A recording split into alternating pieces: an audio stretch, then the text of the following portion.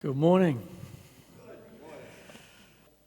The last time I was up here, I spoke a little bit about apologetics, about various reasons why we should be confident that our faith can stand up against scrutiny, and about Jesus' statement that whoever is not against us is for us. And we even read some verses where God schooled Job's friends on the circumstances around his creation of the world. And all of that is good stuff to know. It's helpful for me, and I hope for you too, for inspiring us to take hold of the firm foundation of what we believe. But today, I want to change tack a little bit, following on from what I said last time, because we know that not everyone in the world is the same. Not everyone thinks the same way. And not everyone can be reached in the same way. And we need to understand this. So it would be pretty easy to think that just because of our Darwinian education system, that we just need to disprove evolution and be done with it. However, Darwin lived a long time ago, and in fact, he wrote in ignorance of 85% of the subject matter because of all the new species that have been discovered since he passed away. So the types of people who are likely to be convinced of the truth of the gospel by scientific evidence alone, I think are actually becoming more and more in the minority. Brian and I were discussing personality types the other day, and how based on how God has wired you up, people approach different experiences in different ways. The last time I was here, I talked a lot about evidence and science and things of interest to rational or skeptical people, and that's how we might reach those people. But that's just one type of people. So Paul says in 1 Corinthians 9:22, I have become all things to all men so that by all means, quote, I might save some. And in the next slide, Paul gives us a great example of this in Acts 17 when he's in Athens. And we'll read from there. So while Paul was waiting for them in Athens, he was greatly distressed to see that the city was full of idols. So he reasoned in the synagogue with both Jews and God-fearing Greeks, as well as in the marketplace, day by day, with those who happened to be there. A group of Epicurean and Stoic philosophers began to debate with him. Some of them asked, what is this babbler trying to say? Others remarked, he seems to be advocating foreign gods. They said this because Paul was preaching the good news about Jesus and the resurrection. Then they took him and brought him to a meeting of the Areopagus, which is on Mars Hill. And they said to him, may we know what this new teaching is that you are presenting? You are bringing some strange ideas to our ears, and we would like to know what they mean. All the Athenians and the foreigners who lived there spent their time doing nothing but talking about and listening to the latest ideas. Paul then stood up in the meeting of the Areopagus and said, people of Athens, I see that in every way you are very religious. So he didn't condemn them.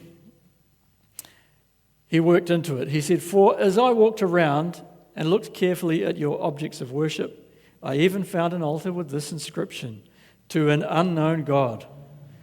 So you are ignorant of the very thing you worship, and this is what I'm going to proclaim to you. The God who made the world and everything in it is the Lord of heaven and earth, and does not live in temples built by human hands. And he is not served by human hands as if he needed anything. Rather, he himself gives everyone life and breath and everything else. From one man he made all the nations, that they should inhabit the whole earth. And he marked out their appointed times in history and the boundaries of their lands. God did this so that they would seek him and perhaps reach out for him and find him, though he is not far from any one of us. For in him we live and move and have our being. So I think our Western culture has shifted to be more like those people in the Areopagus than we realise. When I was younger, I was not taken seriously in my workplace when I would state that I was Christian. It was either seen as weakness, or people would tell me it was all made up and I hadn't investigated it properly, or done my homework, as it were. And that kind of thing happened for a long time, but it seems to have stopped happening to the level it used to happen. I find that people can espouse any number of different worldviews now, and they're not derided to the same level. I actually think people were always more spiritually open than we gave them credit for, but now it all seems to be out in the open. Just in the last week, I've seen 2 posts on one of the local community Facebook pages from people asking for recommendations for a medium. And that's not unusual. I've seen that a few times. So people are looking into spiritual matters. They're not quite the same as maybe what we believe. It's no longer seems to be, we had this kind of binary debate that used to go on between atheism and Christianity, and it doesn't seem to be a case of that anymore. We now need to be able to communicate the gospel to people who may hold any number of different worldviews or beliefs. And so that got me thinking about world leaders and why they do some of the things they do. And I started looking into it because, I hear a lot of stuff about Elon Musk wanting to go to Mars. I don't know why he wants to go to Mars. So I looked into it. What do world leaders believe? On the face of it, they mainly seem to care about money and power. But some of the people we see on the world stage didn't get there by just pursuing those things. There's always an unseen motivator, whether they know it or not. Let's go back a bit and read from Genesis 11. So now the whole world had one language and a common speech. As people moved eastward, they found a plain in Shinar and settled there. They said to each other, "Come, let's make bricks and bake them thoroughly." They used brick instead of stone and tar for mortar. Then they said, "Come, let us build ourselves a city with a tower that reaches to the heavens, so that we may make a name for ourselves. Otherwise, we will be scattered over the face of the whole earth." But the Lord came down to see the city and the tower the people were building. The Lord said, "If as one people speaking the same language they've begun to do this, then nothing they plan to do will be impossible for them. Come, let us go down and confuse their language, so that they will not understand each other." So the Lord scattered them from there over all the earth, and they stopped building the city. That is why it was called Babel, because the Lord confused the language of the whole world. From there, the Lord scattered them over the face of the earth. And that was obviously such an important event that the word Babel is still in use, isn't it? Even in the last scripture we read, they referred to Paul as a babbler. So I learned 2 things from this story. Number one is the Bible mentions that this was the first occasion, or seems to be the first occasion, that they used bricks instead of stone, indicating progress in their technology. And I think this is significant. And number 2, when God decided that we were going too far, he put a stop to it. So keep that in mind. The obvious major event, though, was the confusion of languages. God literally rewired people's brains to speak a different language. And this is significant. And when I was at school, and I'm sure I'm not the only one, we spent a little bit of time learning other languages. We did French for 1 term, which didn't really help me when I was sent to New Caledonia for a work project. But being that I was in New Zealand, we did 2 years learning the Maori language. We're fortunate enough in New Zealand, there's only one indigenous language, not like 70 odd like you've got here. But what I learned as an 11-year-old boy is that when you learn another language, you learn something about the way other people think. And maybe it isn't the same as how I think. That was a pretty important lesson for me to learn at that age. And anyone who ever wishes to get involved in mission work or any kind of cross-cultural ministry has to get to grips with this idea. Missionaries will tell you that you only have to go to Africa or India or Asia to learn that there is far more complexity than just is there a God or isn't there? There's infinitely more complexity than that. They can worship a number of gods. Except what I'm finding is that it's no longer just in Africa, Asia, and India. It's here too. Similar to the Areopagus in Athens, our culture has become open to anything and everything. So with that in mind, I want to tell you a story about the power of influence. So this gentleman is named Joshua Haldeman.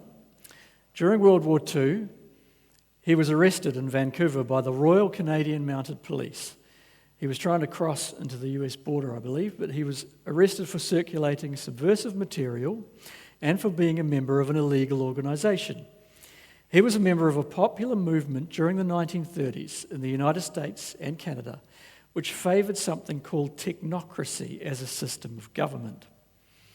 Technocracy challenges democracy by arguing that elite expertise should outweigh popular opinion in governing, raising the question of whether societies should be ruled primarily by the will of the people or by those judged most competent to make the decisions. You can gather from the statement that Haldeman probably thought quite highly of himself. So the idea is essentially that elite experts should be in charge, as opposed to the rule of the people as espoused in democracy. It probably won't surprise you then to learn that he was also rumoured to be a Nazi sympathiser. He subsequently left Canada, moved his family to South Africa, which was apparently motivated by his support of apartheid.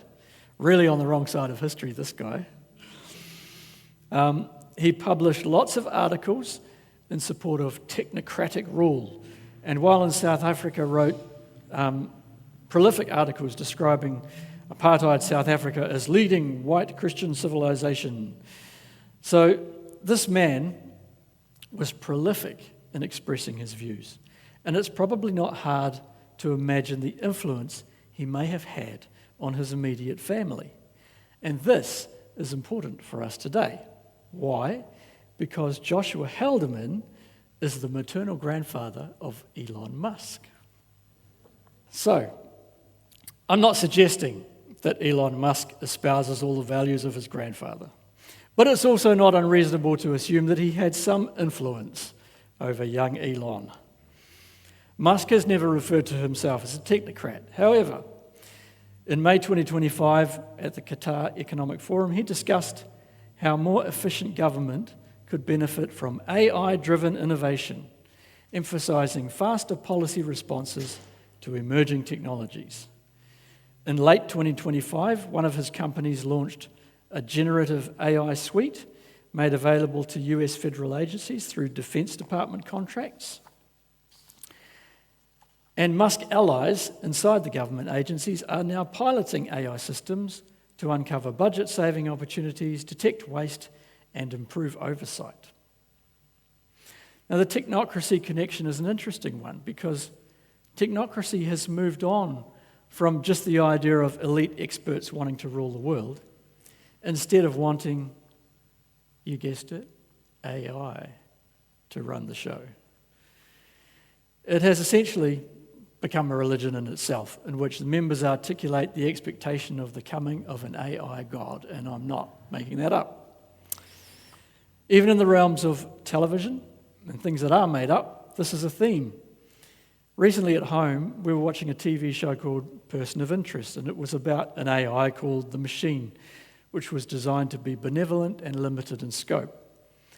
However, another nefarious, shadowy organisation, which was known as the Declassified, created their own AI called Samaritan, interesting name, which is presented as an omnipresent, omniscient entity.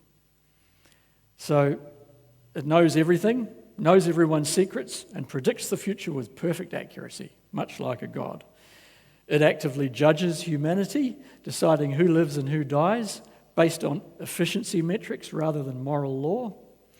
The humans serving it often act more like devout followers than employees. They speak of Samaritan's will as absolute truth. And they even have a concept of the gospel where they introduced a cult-like following. And there were scenes of people reciting code as if they were scripture. And the declassified effectively worshipped the AI's ability to fix the world by removing free will. Now, all of this sounds like far-fetched nonsense to me. But when I was watching it, I was astounded because I'd just been looking into this. So this is the sort of thing that serious technocrats talk about, having an AI to run the world. And all of a sudden, we're back at the Tower of Babel, waiting for God to pull that kill switch. What all this shows me is that any of these people can be influenced by false beliefs, no matter how powerful they are. And they have huge influence themselves. They can pursue all sorts of things. And all of a sudden, I now understand why he wants to go to Mars. It's a new frontier where he can make his own rules. That's probably why they want to annex Greenland as well. Right?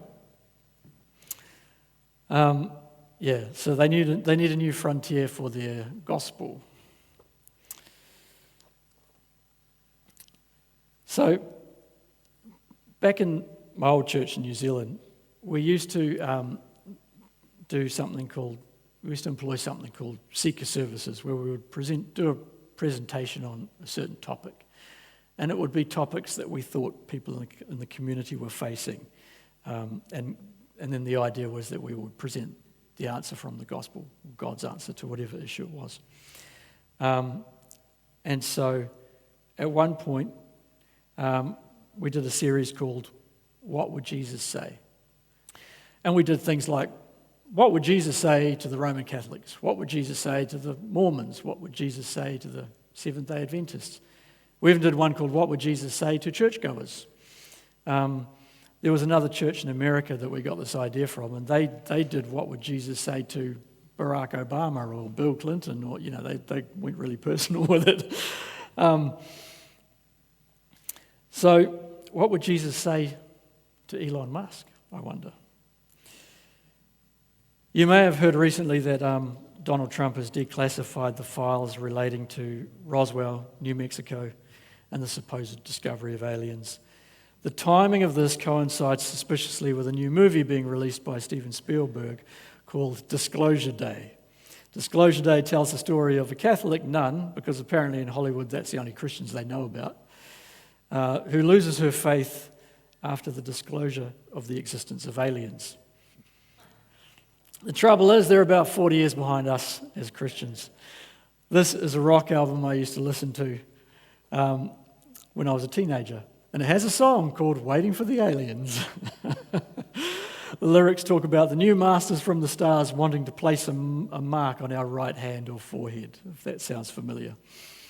But in all seriousness, I would not be surprised if we see spiritual activity at work in the near future to demonstrate to us the truth of aliens. So watch this space. I heard a podcast recently where a pastor from Melbourne was discussing how the fringe is almost becoming the mainstream now. He said when he was a young Christian, similar to my experience, he had friends who joined the army and were just roasted about their beliefs. And he went on to say that for the first time in his life, that sort of thing has shifted, and now people are open to almost anything. And I mentioned people on Facebook asking about recommendations for mediums. So what is our response to such people? If someone walked in here this morning and said, I've had a dream that really disturbed me and I want to know what it means, what would we say to them? In Daniel chapter 2, Nebuchadnezzar decides essentially that his wise men are all false prophets. He tells them he's had a dream that he needs interpreted, but he's not going to tell them what it is. They have to prove themselves by both figuring out what the dream was and interpret it, or he's going to execute every last one of them. Right? I'm paraphrasing. So Daniel's immediate response is to pray. He's one of the ones that's going to be executed, by the way. He prays and he requests prayer from his friends, Shadrach, Meshach, and Abednego. And of course, God comes through and he reveals both the dream of the king and the interpretation. And Daniel goes on to tell the king, it's the God of heaven who reveals mysteries, not mediums on Facebook. In the past, a rational expounding of scriptures from the pulpit was enough for many people. But I wonder if people are hungry for more than that now. They want answers to these kind of questions. Now, this complicates things for us in some ways, because it's a bit of a new frontier, but in some other ways it doesn't. The fact that people may be open or more open spiritually is not a bad thing in itself, in my opinion. It just means they're currently looking at the wrong things. Instead of becoming purely materialistic, much of our culture has become spiritual again. Ancient pagan practices are reappearing in modern forms. Many people who reject Christianity do not reject the supernatural. They simply search for it elsewhere. The problem with these other beliefs is not that they're meaningless. The problem is that people find them meaningful, but they're false. What this tells me is that our approach to reaching people must change. Not everyone will respond to a speaker at a pulpit. To some people, I might be engaging, while to others, I'm nothing more than a talking head. As I mentioned last time, I personally was reached through someone lending me some Christian music to listen to, which was a different approach. Here at the Crossing, we have artists in our midst. I know of other people who do dance and drama to express their faith or present a message. Some record songs or podcasts. I remember relating very much to a podcast called The Road to Redemption, and it was the website is radiorehab.com. And the guy it was made by a recovering alcoholic. Now, I've never struggled with alcoholism, but I didn't need to relate to the struggles he talked about. He talked about struggles that we all have, and then he played songs, Christian songs, that accompanied his topic. And those are just some creative examples of how, people reach others. We have to think outside the square if we're going to pull in those who are searching, and searching in all sorts of weird rabbit holes. As Augustine famously observed, our hearts remain restless until they find rest in God. The 20th century predicted that science would kill religion. Instead, the 21st century has shown that when people abandon the true God, they don't stop believing in the supernatural. They simply start following new, unknown gods. Let's pray.